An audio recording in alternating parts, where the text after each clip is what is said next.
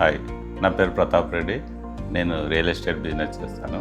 Interiors కోసం మా friend Shivappa రెఫరెన్స్తో స్కందాంశ ఆఫీస్కి వెళ్ళి కలిసాము. స్కందాంశ ఆఫీస్కి వెళ్ళినప్పుడు శ్వేత సికిందర్ బాగా రిసీవ్ చేసుకొని వాళ్ళ డిజైన్స్ అన్నీ చూపించారు. ఫస్ట్ నేను ట్రెడిషనల్గా వెళ్దాము, ట్రెడిషనల్ డిజైన్స్ చూపించమని అడిగినాను.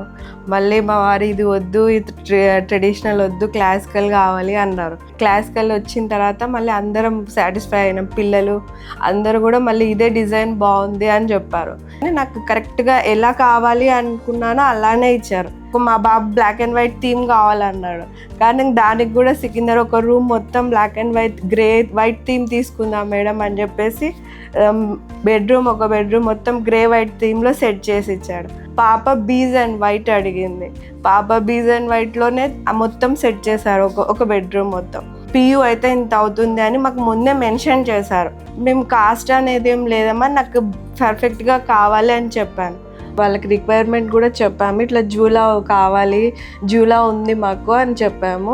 ఇట్లా రొటేటబుల్ జూలా ప్లస్ బ్యాక్ రెస్ట్ కూడా జూలా ఉండాలి అని చెప్పాము. Thanks to Skandamsha interiors.